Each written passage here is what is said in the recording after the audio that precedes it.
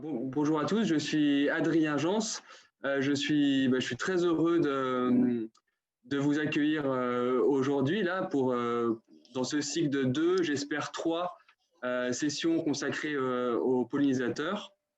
Donc, ce séminaire devait avoir lieu au départ sur 3 jours consécutifs à Rochefort pour une soixantaine de personnes. Et donc, nous sommes aujourd'hui, je crois qu'on est 350 inscrits. Donc, c'est vraiment super de voir autant de personnes mobilisées sur le sujet, intéressées par cette thématique. Mais je vous avoue que c'est pas évident de parler sans voir la tête de personnes. Alors, pour inaugurer cette matinée, je vais laisser le soin donc à Charlotte Meunier, présidente de RNF, d'introduire cette matinée. Charlotte, voilà, pense à ouvrir ton micro, je te laisse. Merci Adrien, je suis contente de te voir aussi, hein, même si c'est rapide. Merci à tous, c'est vrai que je suis très heureuse de vous retrouver, même si on a hâte de se voir en présentiel. J'espère que vous m'entendez bien aussi, je veux bien un petit signe, parce que ma connexion n'est pas toujours très bonne. Ouais, ok, super. N'hésitez pas à me dire si ça ne marche pas bien. Donc voilà, je suis très contente de vous retrouver et puis d'ouvrir cette journée sur les pollinisateurs, parce que je pense que c'est vraiment un sujet d'actualité et un sujet qui est trop souvent dans l'opinion réduit aux abeilles domestiques, alors qu'on va le voir et qu'on le connaît hein, dans nos réseaux. C'est tout un monde passionnant, les pollinisateurs, et puis on va pouvoir en discuter toute la matinée. Je ne pourrais pas rester avec vous jusqu'au bout. J'essaierai de vous retrouver en fin de matinée, mais j'ai une réunion à 9h30, donc je suis déjà en retard. Mais voilà, je trouve que Adrien et le COPIL qui travaille sur les pollinisateurs ont organisé un très beau programme. Donc c'est une semaine plutôt très positive avec des bonnes nouvelles pour les réserves naturelles et réserves naturelles de France. Donc ce séminaire en fait partie, mais on a eu aussi en début de semaine une confirmation par la secrétaire d'État Bérangère Abba d'une augmentation budgétaire pour les réserves naturelles nationales.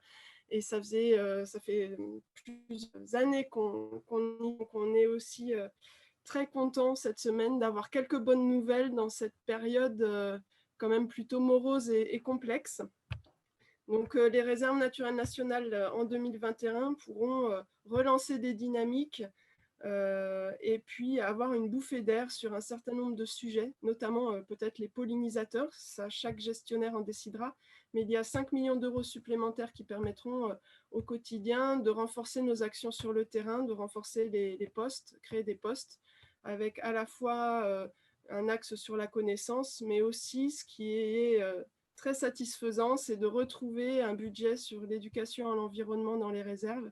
Et on va pouvoir à nouveau dans les réserves naturelles renforcer via des financements d'État l'accueil des jeunes et des citoyens pour mieux leur faire découvrir et connaître la nature. Et moi, c'est un sujet qui me tenait à cœur. Donc voilà, je suis très contente et ça va renforcer les actions de tous les gestionnaires de réserves naturelles dont vous faites partie, autant parcs naturels régionaux que conservatoires d'espaces naturels, communes, départements, etc. Donc voilà, c'était une bonne nouvelle de cette semaine. C'est un signal fort pour les réserves et pour les aires protégées. Après, ce n'est pas du tout suffisant. On a encore un gros chemin à faire pour les pousses et toute la biodiversité.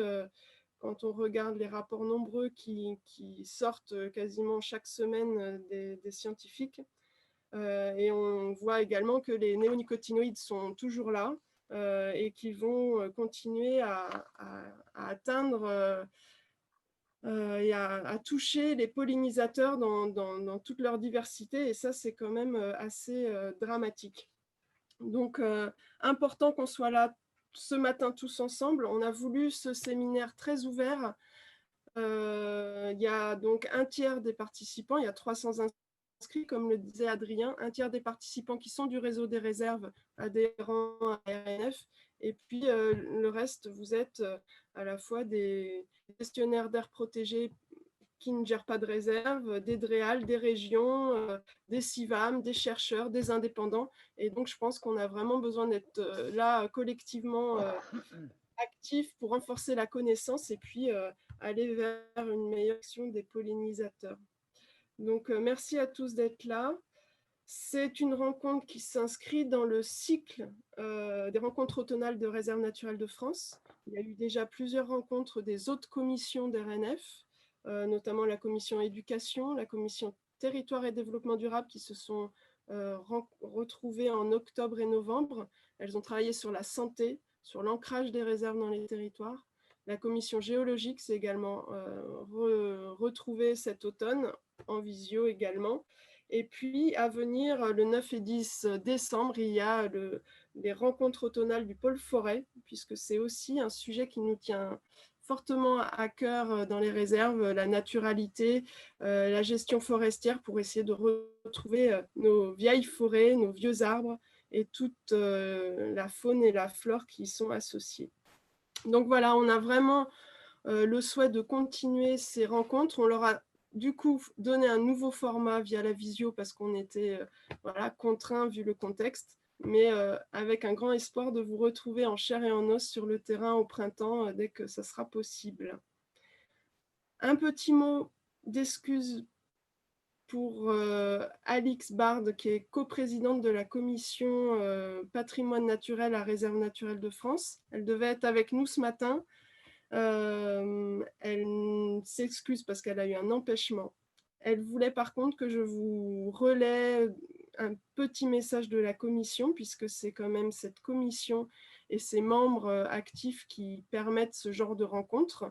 Elle voulait vous rappeler qu'en fait, ce séminaire s'inscrit complètement dans les objectifs de la commission patrimoine naturel.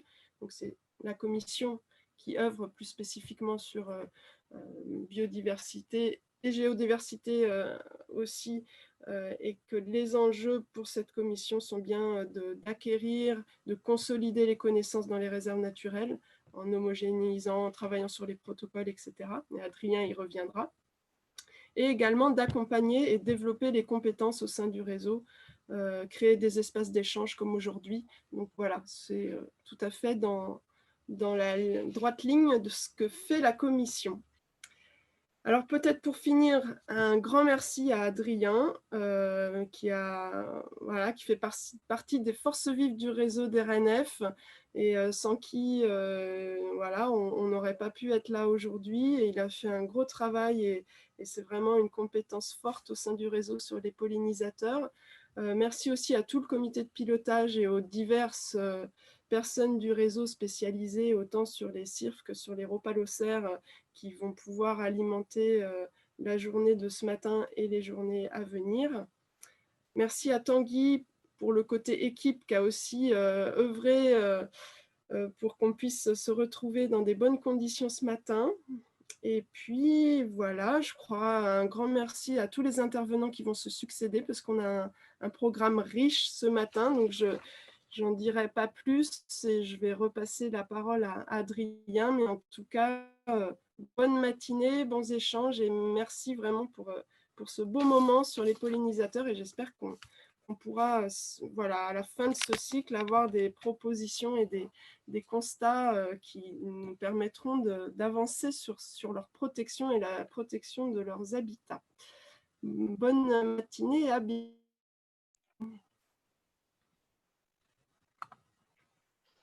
Merci Charlotte pour cette belle entrée en matière. Donc,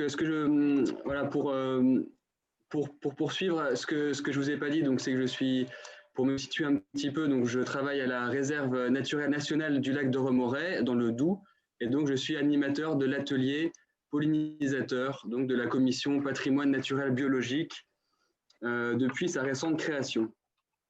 Alors, pourquoi un atelier sur les pollinisateurs?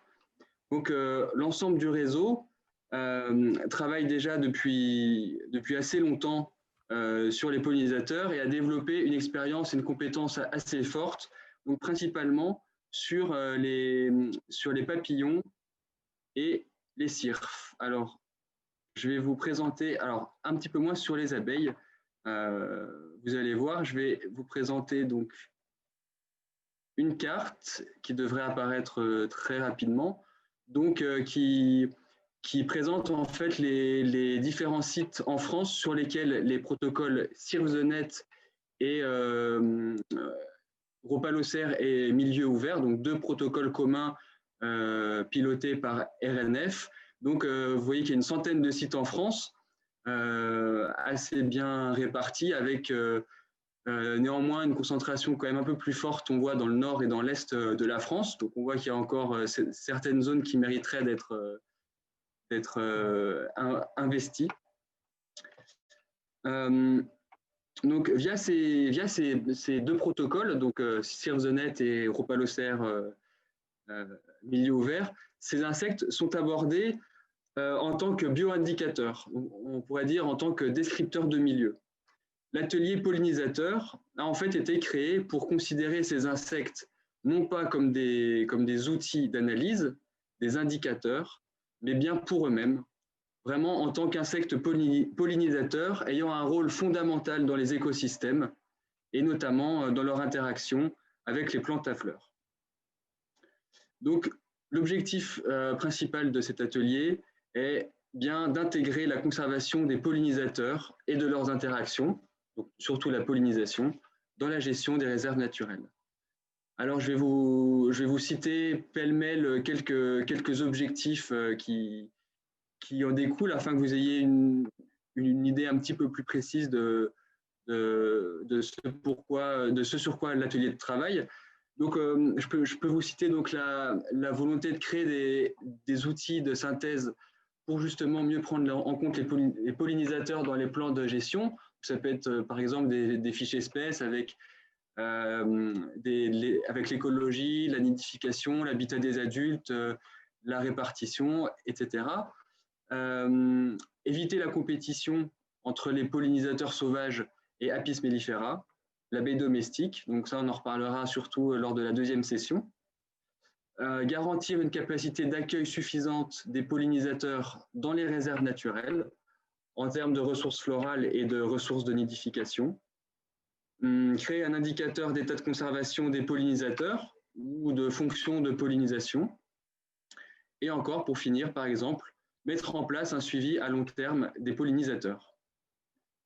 Donc finalement, on pourrait dire que ce séminaire a pour but de lancer, de relancer ou de maintenir cette dynamique dans notre réseau RNF, en lien évidemment avec les autres réseaux, comme Charlotte vient de le souligner, dans le contexte de déclin massif des invertébrés que nous connaissons.